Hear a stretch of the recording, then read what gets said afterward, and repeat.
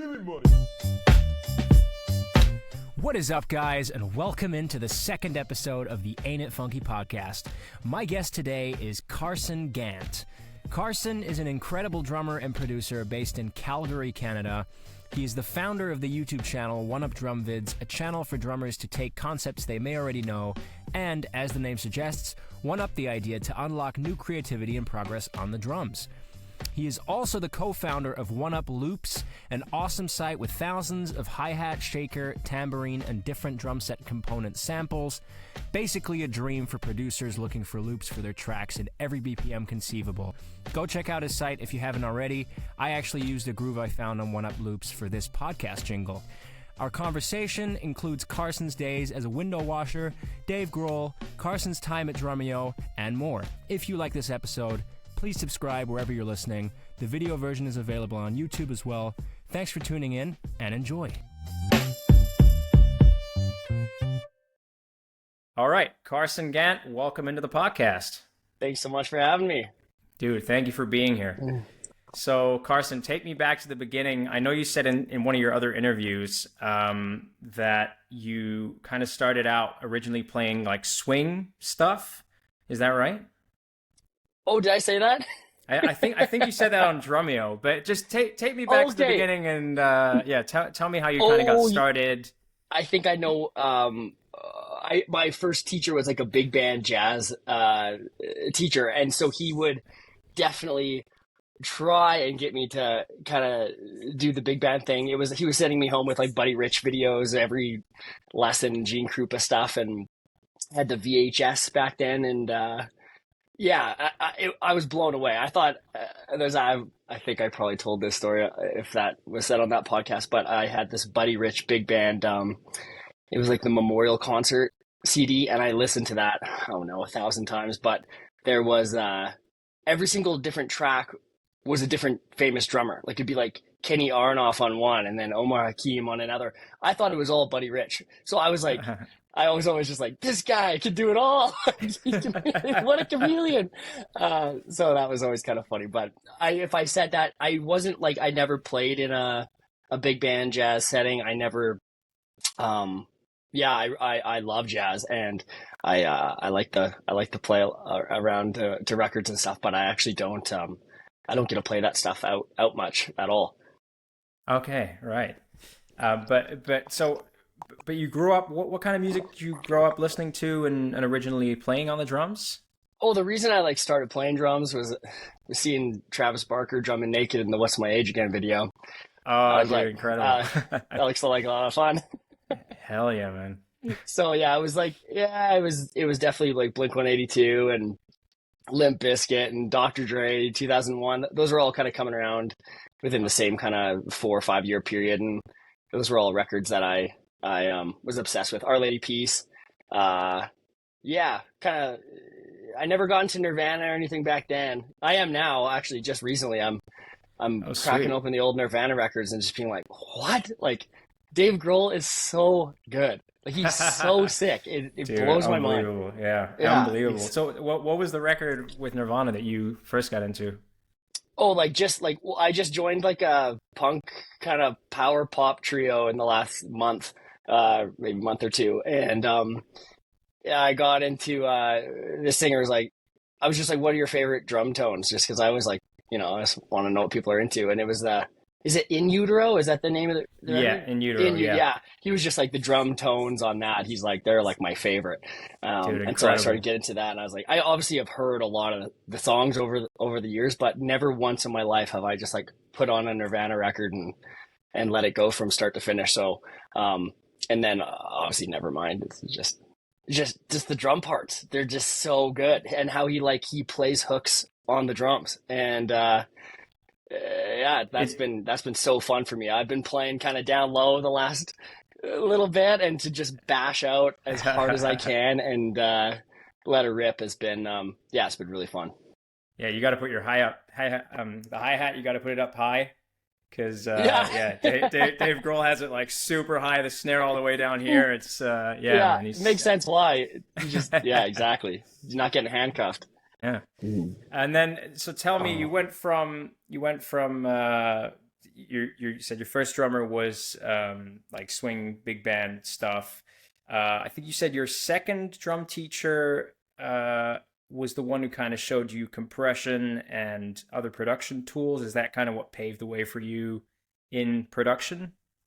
Yeah, Andy Erickson. Yeah, he was incredible. He's a drummer here in Calgary, and he's one of those guys that he was on the scene playing, 8, 9, 10 gigs a week back when there was that many gigs to play in town here, and he was the guy, and he was doing it since he was like 15, 14, 15. He was telling me he used to have so much money as a kid because he played so many shows that he bought every cymbal and like every cymbal catalog. Like he just Oh had man. all the gear. He was the first guy to bring a digital board into Western Canada. He was a Yamaha, maybe I'm wrong, but yeah, so he was always on the leading edge of like the new recording gear. And then when I started studying with him when I would have been, because I went away, I did the Berkeley summer thing, and then I went to a school in England called Drum Tech for a year and did like a diploma in drum performance. And when I came back, I met him. So I would have been 19 or 20. And then I started taking drum lessons with him, but I was always enamored with his studio setup. It was like I would always be sitting there doing the drum lesson, but like looking around and being like, wonder why those mics are like that, or like, what's he doing with that, or what the hell is all that stuff in a rack? And so I kind of started showing an interest in the recording side of things, and he was like, why don't you, I'll make it like financially feasible, and we'll like take a month, and we'll just hang out 5 days a week like it's a job, and I'll just like teach you studio stuff so one summer. Sick. I think it was August or July, and I went over Monday to Friday for 8 hour days, usually way longer because we'd end up like watching Blade Runner or something. He's like, have you heard the soundtrack from Blade Runner? Anyways, and then I would go over, and he would just teach me about recording, which was unreal. It was just like one drummer to another, and he would like A/B kind of different compressors and what they would do, and kind of he was always, because he was always on the leading edge, he always had like the latest plugins as well, and so and then he would have me mic up the kit and kind of do my thing, and he'd send me home with sessions, and I got one of those Digi 03 racks, old little Firewire 400 Digi 03 racks, and I would take Pro Tools sessions home, and he would be like, mix this, and I bring it over the next day, and kind of, be like, yeah, you did okay with that, but your vocals way too quiet, because I'd always mix drums hot, and I still mix drums too hot, and I think I'll always mix drums too hot, but yeah, so that was very, very fun for me. Dude, that's awesome. It's awesome that he had you actually go away and do some homework, and because that's always a good way of soaking it up properly. Yeah, I mean, as long as when Pro Tools wasn't crashed, I could actually, yeah, that was a good intro to that world too. Just being like, All oh right. my God, where are these stems? Or like, how come this isn't working? And things seem to work a lot better these days. I Are you find, still I don't working know, on people. Sorry, are you still working on Yeah, Pro Tools? Yeah. yeah, I still run Pro Tools. Okay. I've it's just what I know. Right. Have they managed to Yeah. fix all the crashes these days, or No, still? definitely not. But it does seem to be better now. I feel Okay. like I'm pulling my hair out less and less as the years go by. So Right. this might be the opposite experience for others. But yeah, I love Pro Tools. I do a lot of intense editing for massive projects with I have a loop website where Spencer and I were doing exports of thousands and thousands and thousands of loops. And to be fair, I don't know if any other DAW is actually capable of doing the exports that we do. I could be wrong, but it's yeah, it's pretty complex stuff that Spencer does. I just have to work in his medium.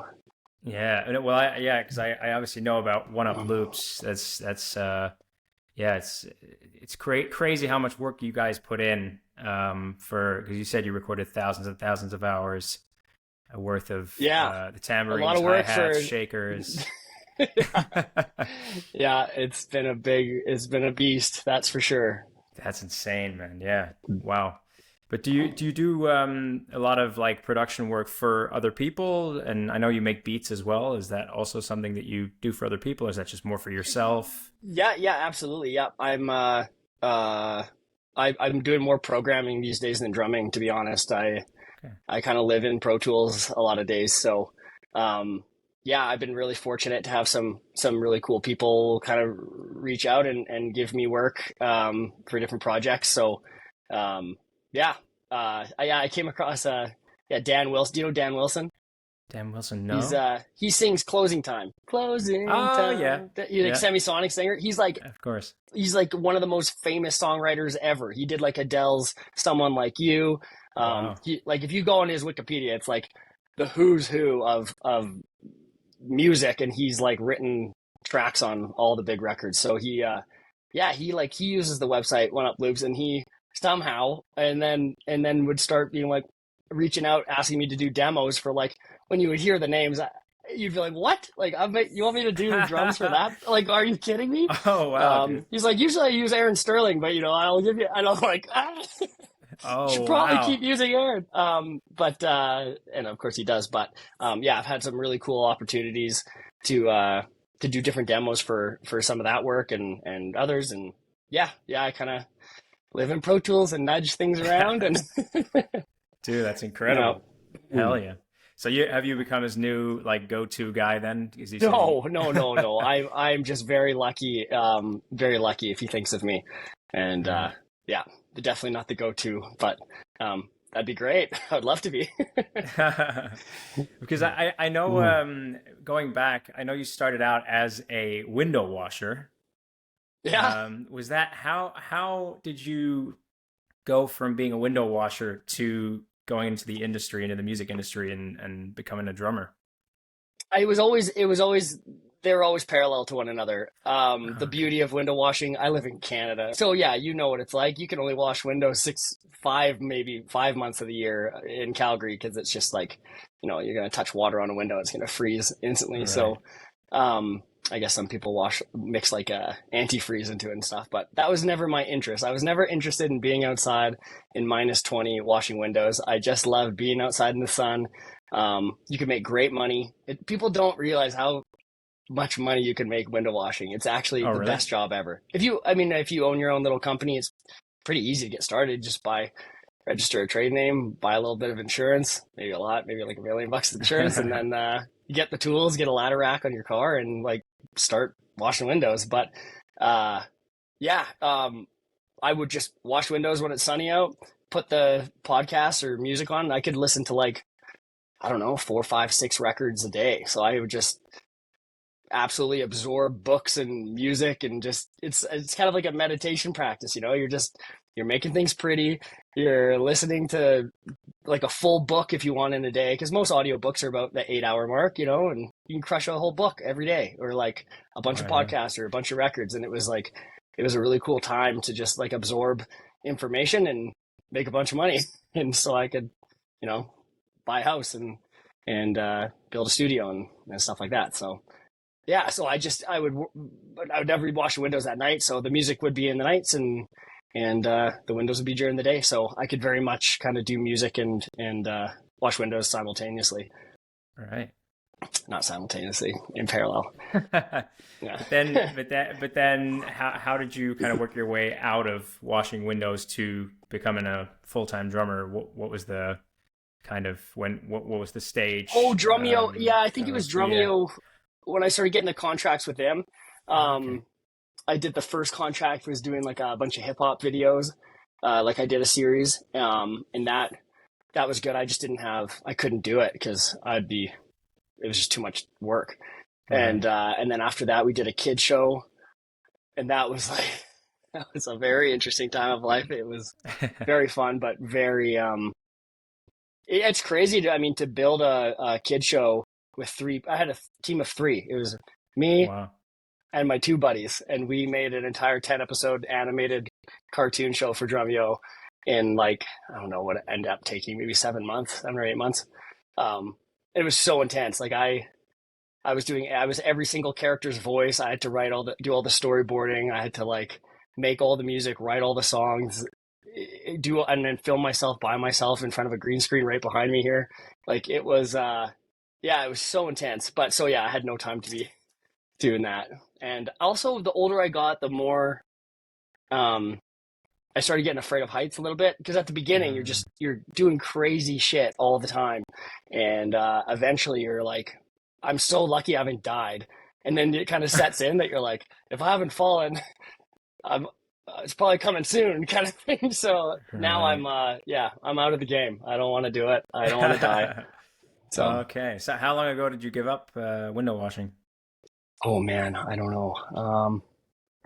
Maybe it was 5 years ago, 4 or 5 years Oh, ago. wow. Okay, so actually quite Yeah, recent, not too long ago. yeah, yeah, maybe six. Yeah, Yeah. I don't remember. And with the kids show, did you write all the scripts? Because I saw a couple of the episodes while I was doing Yeah, research. Did you like write all the episodes, come up with all the concepts and everything. the Yeah, I learned dude, how to that's like. crazy. I would be like scene one, it'd be like Gary and Ricky are eating sandwiches. Like I walk in the stage, like I did all of that, and that was before Chat GPT where it do it all for you. Oh, So it was, wow. yeah, it was a pretty, yeah, it was a big learning curve for me. I'd never done anything like that, so um, I'm kind of a run and gun guy. I like to throw the camera up and kind of just go, and that was the opposite. It was like I had to leave space for. Um, I would like do a rough voiceover of all the characters and then set my phone up in my bedroom. And so I could, when I'm doing the green screen filming it by myself, I could like time out my lines in between it was just like, no wonder they have huge teams doing this stuff because it was very challenging. But yeah, anyways, yeah, Wow. So I don't do that anymore either. but over how long of a period was that? That must have taken quite a while, no? Yeah, yeah, I think that took about 8 months. That those 10 episodes for the Rhythmic Adventures of Captain Carson, and then Yeah. we built an app for it too between the three of us. So not only did we do the show, but one of the guys, Jordy, he built a full iOS and Android app that hosted the videos for Drumeo because they were going to sell it as like a kids package. But I don't know what happened. We were under contract, so it didn't really matter what they did with it. At the end of the day, we still got paid the same, and they didn't market it at all, really. And so they kind of just threw it up on YouTube for free, Right. which has been great because now people can just watch it for free and don't have to spend like $30 or whatever it was. Yeah. But do you do any more work for Drumeo at the moment, or anytime Nope, soon, not at the or moment. no? Love those guys. Jared and Dave were nothing but the biggest beauties of all time, and everyone there. It was such a cool place to.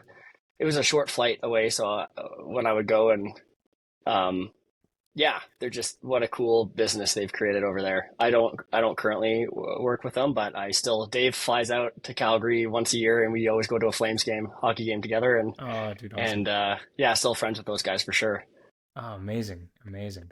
And with your YouTube channel, One Up Drum Vids, are you planning on putting up? I know you're very busy with One Up Drum Loops, but are you planning on putting up any more kind of challenges? Like the famous paradiddle challenge.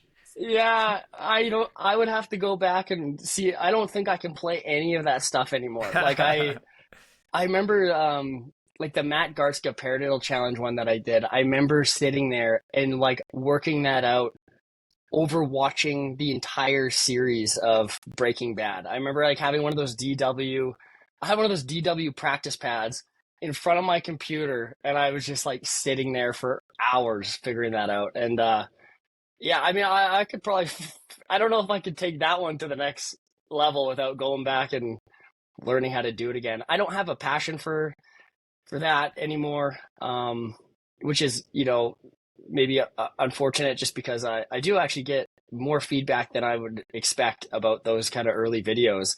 I still get people reaching out being like, "Where's the PDF? For this Yeah. one, I can't." Or like, "Where's the website where you're selling these?" Because I had a website and everything, and um, I think I was a little too into the perfectionism of it all, and they would take me so much time that I kind of because I made those videos is how I got the work with Drumeo. And then I went over there and then I really got burnt out on the video stuff because it was just so gnarly. So yeah, I'm definitely happier to kind of just play music, make music. I love original music. I like to perform. I play a ton of shows. I'm in like six bands right now, so I Wow. love to play. I don't know. I'm happier, uh, not not making those intense YouTube videos personally. So Yeah. probably not. Probably no more of those. Oh, fair enough. You did a great job though, Yeah. man. Those videos were awesome. I got to say, I personally I remember hitting you up actually a few years ago, because I remember I was stuck in a rut, in like a practice rut, and I remember finding the Paradiddle Challenge on YouTube, and it just kind of sparked a new, creativity for me. And I realized, like, oh wow, there's so many cool new things I can actually do with a paradiddle. And then I remember hitting you up and saying, hey man, just a quick thank you. You probably get this a Oh lot, but man. yeah, man. Oh, I appreciate that. Well, Yeah. that's I mean, I want to say that's why I did it. But I don't really know why I did it. Hey man, you But added it a lot sure of feels value. good. I really love that people found value in it. That makes me very happy. For sure, man. I I don't I yeah, I don't know what I was hoping for with that, but I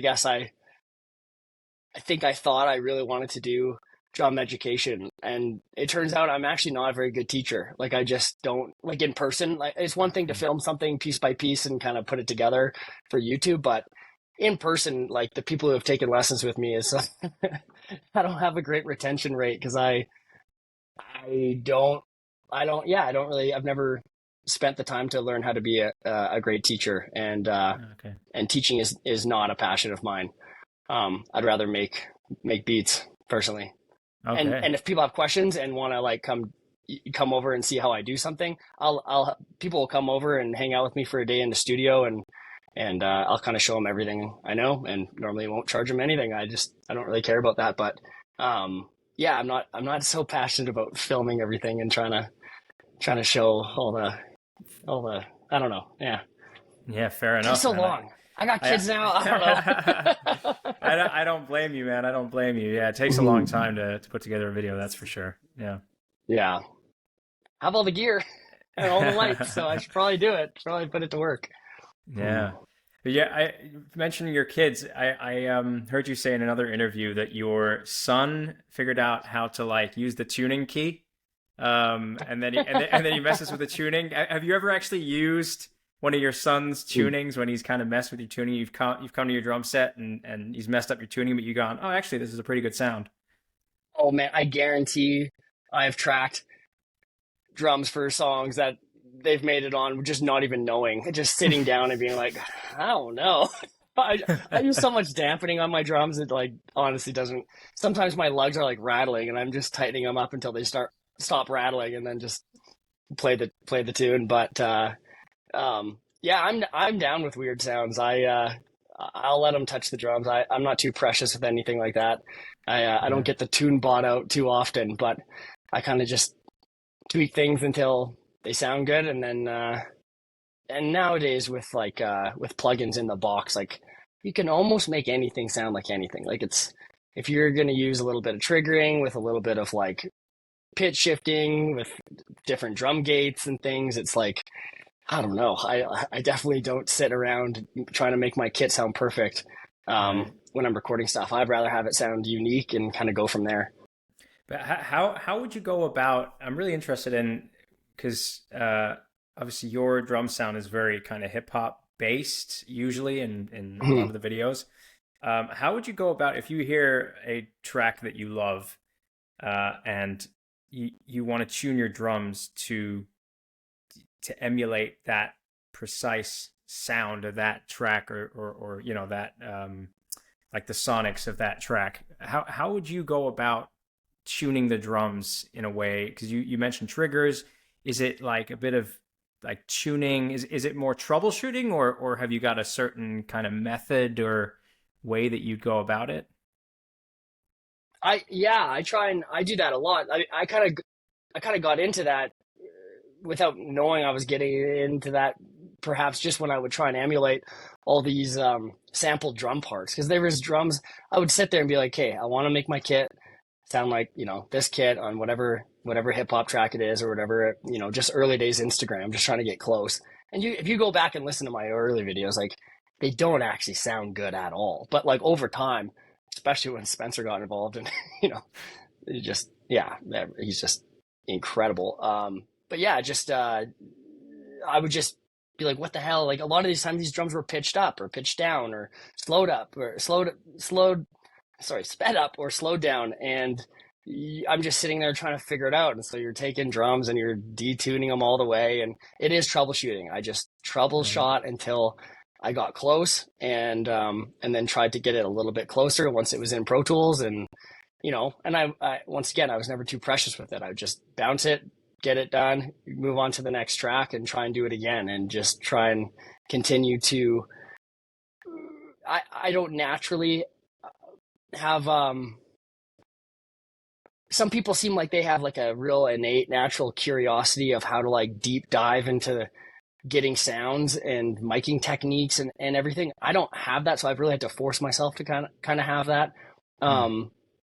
And so like, I'm not the guy who's going to switch out 4 different drum heads on the snare to find the one that's going to suit the track the best and then tune it. And then and then do a bunch of ABs with snare mic distance. And I just kind of want to find the essence of what I'm going for. Just like because then you can actually get something done. I have a tendency to get too hung up on the details. And so I really have to do my best for how I work to like sidestep that, be like, okay, this is pretty good. And be like, I'll try and make it great, like over the whole process instead of trying to like get the snare perfect acoustically in the room and then get the miking perfect and then get the mixing perfect. I just want to get it really close and then just do my best as fast as I can in some sense, which sometimes still takes all day, just because I'm not that fast, and go from there. And ask for help. I always, if I'm hung up on something, I mean, I'm calling Spencer all the time. I'm just like, I'll like show him a snare in a track and be like, what do you think this is? And he'll be like, oh, that sounds like a piccolo to me. And I'm like, a piccolo? Like, never would have thought that's a piccolo. And then just little things like that, just surrounding yourself with people who know so much more than you is I mean, that's the biggest hack right there. For sure. Yeah, absolutely. Let's talk about the groups you said you were playing for. You said you got 6 bands you play for right now? Yeah, I think it's about 6. Yeah. What kind of music is each band? Oh, they're all very different. There's a group of us that kind of play as a band, and we back up a bunch of different singers. And that band also has its own band, and it's more like funk, soul, R&B kind of thing. And then we back up like everything from like fully acoustic kind of singer-songwriters to powerhouse, like Aretha Franklin style vocals and kind of folk. We do a lot of folk music. And then I'm playing in that like power pop punk band right now, which has been great. Got a fat blood blister that just fell off. I said I got to get the JoJo DVDs back out. Yeah. And I play in,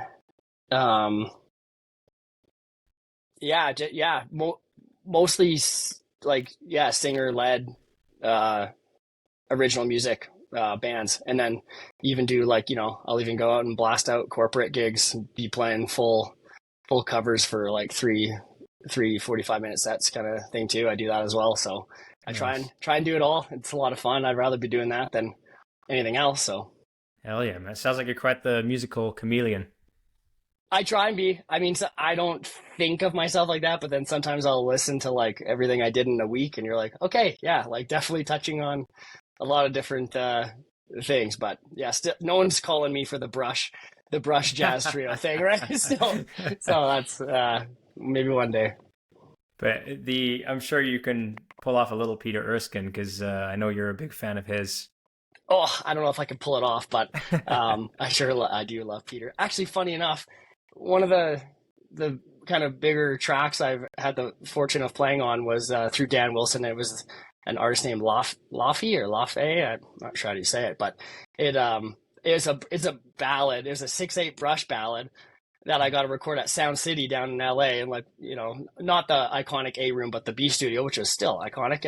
And that, so like one of my major releases this last year was me playing brushes, a brush ballad on a tune, and I was like, didn't see that one coming, but it worked out. I practiced on a cardboard box furiously before the session, Oh, and there's no wow. click, so there's no time. It was a high pressure one for me for sure. So what did you practice along to? How did you prepare for that? Oh, I had the stems of the track, Oh, okay. yeah, leading up to it, which was great, so I could practice the actual tune. But I was on vacation, so I didn't have my drums or anything, so I was playing on a pizza box, Oh, and then sweet. yeah, it all came together in the end and made it on the Nice. record. So Yeah, it reminds me of I know Larnell mm. Lewis. What was that Snarky Puppy album that he said he literally learned it on the plane? Oh yeah, yeah, yeah. I know Um, exactly. I remember listening to that li, li, podcast where you said that. yeah, Lingus, Yeah, Lingus, I think it was. and Yeah, those are some of his like most Th- iconic drum that's parts just ever. absolutely insane, man. Yeah. So, it's about, I guess it's about getting creative and yeah, finding ways to, no matter where you are, no matter what environment, to yeah, make it work and Yeah, learn the material any way you can. yeah, and just remembering that it's so Yeah. fun. At the end of the day, it's like I'll get stressed out about playing drums, and you're like so lucky. It's like the best thing in the world. That is Um, true. Yeah, so absolutely. yeah, even if you're even if you suck at brushes, you'll figure it out if you want. You just gotta draw circles. For sure. So do you find yourself in studios quite a lot, like recording drums? Do people hire you Mostly just quite? this one. I really tried to build things around kind of a home, you know, I'm missing the word right now, like remote. Yeah, like Remote remote record. sessions. Yeah, mostly remote. There's some studios in town that I'll go to every once in a while to record, but usually, yeah, I'd say 9 times out of 10, I'm tracking the drums here. It's hard to beat. I have a lot of people who have wanted to bring me to studios, and then you're just like, I'm like, okay, hear me out. Like I know my drums intimately. These microphones have been moving around and getting perfected over the 7 years I've been in this space. Like you're just, unless you want a huge room, even I can get a pretty big room sound. I have like a mic in the bathtub that sounds sick. I can. I mean, that new Universal Audio Sound City plugin sounds like to add like width and depth to your drum sound. It's so amazing. The plugins are getting so good. It's like I can get pretty close to just about anything anybody wants in this space, and so it's hard to beat at these studios where you just have a bare slate and you got to set up the drums and mic them and kind of go from there. I do like that, but I also love my space and doing everything myself and being in control from start to finish. And Right. just I feel really confident doing that now. So yeah, I like to work out of here the most. Right. That makes sense. That makes sense. Tell Yeah. me a little bit more about your space. What's your setup you got there? Well, I got one nursery above me right here, and I got a master bedroom above me over there, and I got another kid sleeping above over there. All right. Um, so I have to get pretty. I got to get pretty creative when I can record. You know, got to turn the furnace off. It's in the basement of my house, and yeah, I've got a lot of insulation. I built double walls on this side over here, and double doors. So it's pretty. It keeps the sounding pretty good. Kick drums and things are always gonna kicks and snares are gonna kind of reverberate through the home. But I record a lot of like loops for the site at night, like in the middle of the night, like rides and hi hats and kind of the higher pitch things can kind of I can get away. No one ever hears them because everyone sleeps with white noise upstairs. But yeah, it's kind of a long room. You can't really tell, but it's quite long. It's not obviously super high. I wish my ceilings were much higher, but those clouds that you can see there, we built those recently, and they've helped immensely with the sound. They're filled with safe and sound, but they're just like a concrete form, as in they're not made out of concrete. They're the cardboard forms used to make concrete forms. And they're painted, and so you're getting, instead of deadening things to like that kind of uncomfortable level where you hear your heartbeat and you're just like, I don't feel good in this space. It reflects a lot of the the energy and still absorbs a bit of the low. So that's been really great. I'm recording ride loops right now. So at night, I'm just like, I'll record ride loops at every tempo. So it'll start at 60 and I'll have like four bars and I'll get a count in for 61, 4 bars, and do that all the way up to 190. So it takes 25 minutes to play one pattern at every tempo. And then I have to go back and edit it all. So I do those at night. I turn on my red lights, get everything dim, turn the furnace off, and it's like perfectly quiet. And I'll just go to town and record ride cymbals at night. No one can hear them. So that's insane. Yeah. Have you, because I heard you say in another interview that that you were recording kicks and snares as well at like different velocities, I think you said. Yeah. Like for the site, like anytime you download a one shot on One Up Loops, when you download it, the one that you heard on like there's like the preview audio, so you'll kind of get the gist of what each sound is. But when you actually download that one shot, it breaks down into like a whole little family. Because when I'm programming, which is a lot these days, I don't want to just use the one shot for the snare. Like I hate that sound of the exact same one shot, and like you just get one shot to death. And so I wanted to make it so that if people were programming using our stuff, like you had 4 or 5 snares that were all like the same velocity, but they're all slightly different. And so you could program a beat and it was still consistent enough for like electronic or program music, but also had enough variance where it felt, you just had that feeling that it was maybe performed. You're kind of like, okay, like that is, everything is slightly different. And then I'll have like some velocity, like I won't have like all the velocities. It'll be kind of like ghost notes, rim shots for a snare, or like kick, it'll be like soft, medium, loud. Like I'm not going like, 1 to 90 velocity or anything like that, like some people do. But I want to make it fun for programming. And I program a lot, so I kind of know what I want.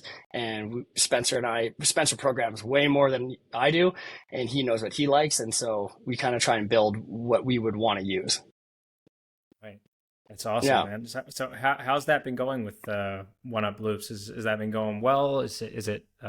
Yeah, it's always we're growing a little bit every month. So we've still never advertised or marketed yet. So we've just been doing it through Instagram. So I need to get better at trying to get it in front of people. I'm not very good at that. I'm really good at making the products and editing and using it. I like a lot of the stuff I program for people, I'm just using my own site, like almost exclusively. I'll like pull up our hi-hat loops, chuck our kicks and snares, and then maybe I'll record some like percussion pieces I do a lot on this guy just standing in front recording cowbells and cascaras and stuff like that, or cabasas.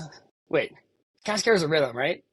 I get yes. Cabasa and cascara. Oh yeah. Yeah, no little cabasa. Yeah, recording a bunch of cabasas and anyways, yeah. So I just kind of use the product we've built for making money as well. So I need to be better at making videos of how I do that, so people can see the utility. Because when they go on the site and they go like, you have 300,000 hi-hat loops, like with the same hi-hat, like it's not different like what are you doing? And then it'd be like, well, yeah, but they're raw files and like you can make them sound like anything you want. So I need to get better at showing people, or showing anyone who's interested, kind of like how I actually use the site, because it is very useful if you kind of figure out certain little things, like just creating pre-batched like plugin chains, and get your, like one thing I do all the time is like I'll go on Splice and find like this sickest hi-hat sample that I love, and I'm like, I want that.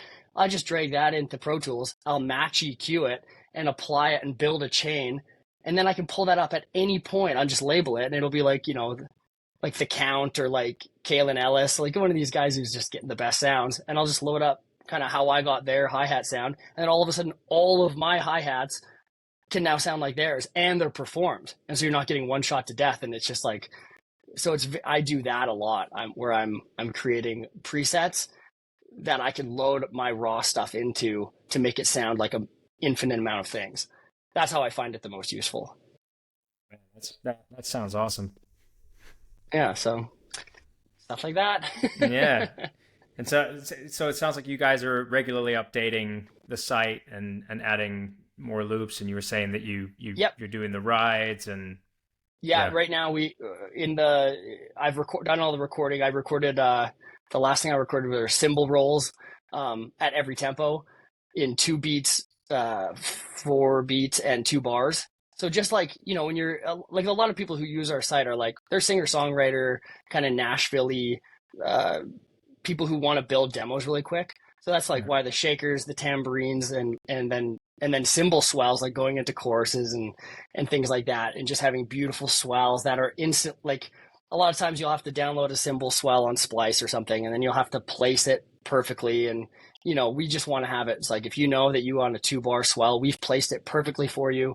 We have a bunch of different mixes and all the raw files, and I recorded the cymbals in space of how where the overheads hang, and so you can layer them, or you can do whatever, and then we provide them all reversed as well, because a lot of time you just want that reversed to like in pop music, like a Right. ton. And so yeah, all the cymbals are coming soon, but I've recorded them Sweet. all, and now I'm doing ride loops, so just doing all the wet sounds now, because so far the site, it's got hi-hats, what does it have? Hi-hats, shakers, tambourines, kicks, snares, cross sticks. There's nothing wet. There's no cymbals. So we're adding all that stuff this year. So um, get all the wet stuff. Oh, wow. And that's all with different mics, is that right? Yeah, that's right. Yeah.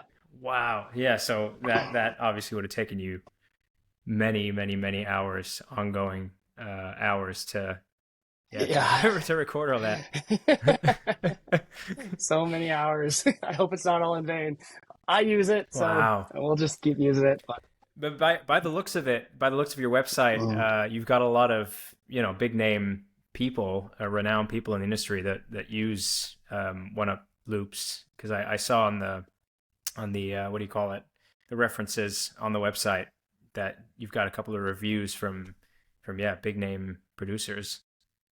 It's been that's kind of funny, because that's kind of who uses it.